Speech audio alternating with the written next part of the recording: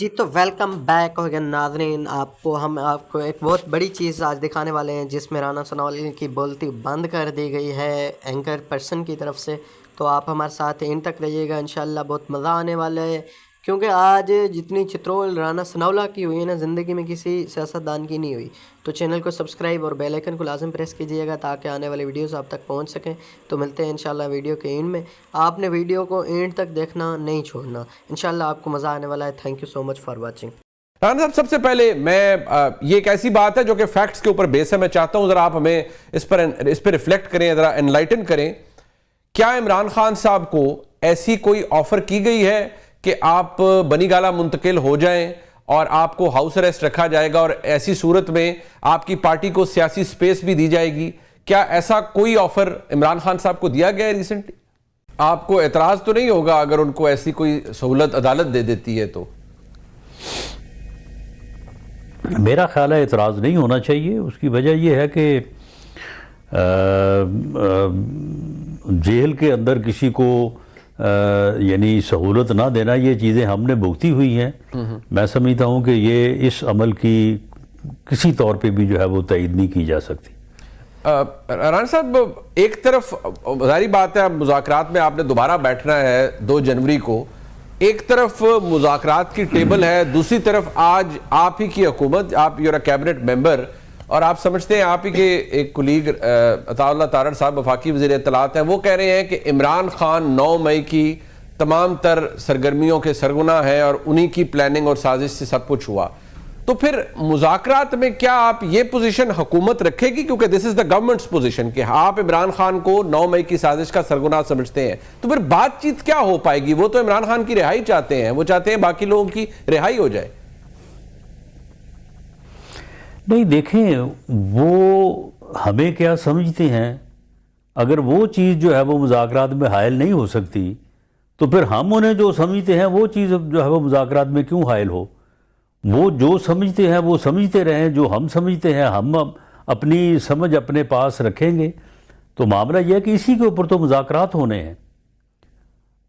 اگر ہم ایک دوسرے کو اچھا سمجھنے لگیں تو پھر مذاکرات کی ضرورت کیوں ہے؟ مذاکرات کی ضرورت تو یہی ہے کہ جو وہ سمجھ رہے ہیں ہمیں اور ہم سمجھ رہے ہیں انہیں، اس میں کوئی جو ہے وہ کمی بیشی جو ہے وہ کی جائے مذاکرات کے ذریعے سے۔ ٹھیک ہے جی۔ تو جب بیٹھ کے بات ہوگی تو وہ جو بات کریں گے اس کا جواب ہم دیں گے، ہماری بات کا وہ بھی جواب دے سکتے ہیں۔ تو اس کے بعد اگر کوئی کسی معاملے میں کوئی راستہ نکلتا ہے تو ایک پارلیمانی جمہوری سسٹم کی یہ بنیاد ہے کہ حزب اختلاف اور حزب اقتدار آپس میں بیٹھیں، آپس میں جو ہے وہ بات کریں اور ایشوز کو ریزالو کرنے کی کوشش کریں۔ یہ بات ہم اس وقت بھی کہتے رہے ہیں جب ہم اپوزیشن میں تھے۔ ہم اس وقت بھی جا کے وہاں پہ 2 گھنٹے ان کا انتظار کیا کمیٹی روم میں بیٹھ کے پارلیمنٹ ہاؤس میں، جب یہ وہ پلوامہ والا معاملہ جو ہے وہ ہوا تھا۔ لیکن وہ وہاں پہ تشریف نہیں لائے تھے کہ میں وہاں پہ نہیں جاؤں گا، مجھے ان کے ساتھ جو ہے وہ بات کرنی پڑے گی۔ تو ہم تو اس وقت بھی اس بات کے قائل تھے کہ پولیٹیکل فورسز کے درمیان، پولیٹیکل پارٹیز کے درمیان ڈائیلاگ ہونا چاہیے۔ آج بھی ہم یہ سمجھتے ہیں، اور میں ذاتی طور پہ سمجھتا ہوں کہ جب بھی پولیٹیکل پارٹیز یا پولیٹیکل لیڈرشپ جو ہے وہ آپس میں بیٹھتی ہے تو کوئی نہ کوئی ایشوز جو ہے وہ ان کا حل نکلتا ہے، کوئی نہ کوئی راستہ جو ہے وہ نکلتا ہے۔ تو اس لیے وہ اپنے خیالات، اپنے جو ہے وہ ریزرویشن رکھیں۔ ہمیں بھی حق ہے کہ ہم جو سمجھتے ہیں وہ سمجھیں، اس کے بعد ٹھیک ہے ایشوز کے اوپر بات ہوگی۔ رانا صاحب، بالکل آپ نے سمجھنے سمجھانے کی بات تو بالکل درست کر دی، اور واقعی گفتگو سے رستے تو نکلے ہیں۔ پر رانا صاحب، وہ پنجابی میں کہتے ہیں نا، گل بڑی سادہ ہے۔ انہوں نے عمران خان صاحب کو باہر نکالنا ہے، آپ نے کہنا ہے وہ عدالتوں کے ذریعے باہر نکلیں گے، تو پھر باہر نکلنے کا یہ تو فوکل پوائنٹ ہے نا کہ عمران خان کی رہائی چاہیے، باقیوں کو چلے میں کہتا ہوں 1 سیکنڈ چھوڑ بھی دیں۔ کیا آپ اس پوزیشن میں ہیں کہ انہیں کوئی کمٹمنٹ دے سکیں کہ اچھا جی یہ جو کیس چل رہے ہیں ان میں ہم آپ کے عمران خان کی بیل کو اپوز نہیں کریں گے یا ہم ان کو باہر نکال دیتے ہیں، نئے کیس بننا بعد کی بات ہے، ایگزسٹنگ چیزوں میں عمران خان کو ہم ریلیف دلوا دیتے ہیں؟ کیا آپ اس پوزیشن میں ہیں کہ یہ انہیں دے سکیں سر؟ نہیں منیب صاحب، سادہ گل تو یہ ہے کہ وہ تو یہ چاہن گے کہ تسی اتنے اڈیالہ آ کے بہ جاؤ تو جتنے تسی بیٹھے ہو تے سانو بٹھا دیو۔ یہ تو لمبی وش لسٹ ہے پھر. تو معاملہ یہ ہے کہ یہ جو سادہ باتیں ہیں نا جی وہ تو ٹھیک ہے، وہ سادگی کے ساتھ ہوتی رہیں گی، لیکن جو وہ ہمیں کہیں گے جی یہ کر دیں، تو ہم ان سے کہیں گے نا کہ اس کا کوئی طریقہ کار بتائیں.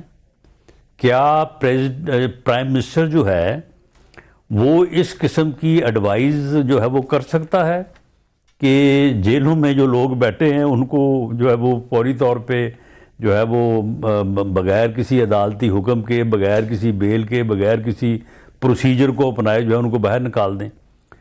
تو اگر ایسا نہیں ہو سکتا تو پھر اس کا جو پروسیجر ہے، جو طریقہ کار ہے، اس کے مطابق ہی معاملات ہوں گے نا. تو لیکن یہ ہے کہ وہ جب یہ بات کریں گے تو اس کے مطابق جو ہے وہ پھر چیزیں جو ہیں وہ in accordance with law and rules جو ہے وہی اس کے مطابق ہی طے ہوں گی.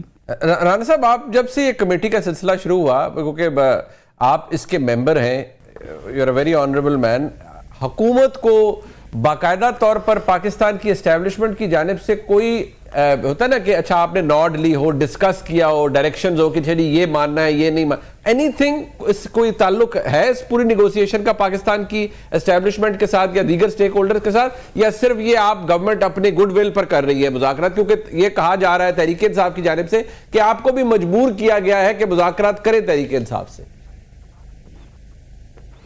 نہیں، آپ ہمیں کیا سمجھتے ہیں کہ ہم کو بالکل اتنے ہی جو ہے وہ یہ ناسمجھ ہیں جی کہ اس قسم کے فیصلے جو ہے وہ ہم کریں گے؟ ٹھیک ہے، ہم نے جو بھی کرنا ہے وہ بالکل افہام و تفہیم سے ہی کرنا ہے، ویری گڈ. اس کے علاوہ کچھ نہیں کرنا ہم نے. نہیں، بالکل کرنا بھی نہیں چاہیے رانا صاحب، کرنا بھی نہیں چاہیے. یہ حکومت کی اجتماعی صحت کے لیے بھی بہت اچھا ہے.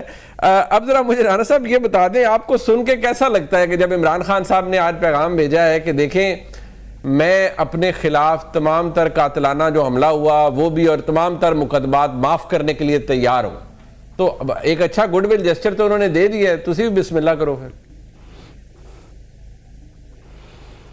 جی بالکل، انہوں نے یہ بات جو کی ہے بالکل ٹھیک کی ہے، اور ہم بھی سمجھتے ہیں کہ معاملات جو ہے وہ ریزالو ہونے چاہیے. لیکن اب بات تو آگے ایشوز ٹو ایشو چلے گی نا کہ وہ اس سے آگے جو ہے وہ صورتحال کو کس طرح سے جو ہے وہ آگے بڑھانا چاہتے ہیں.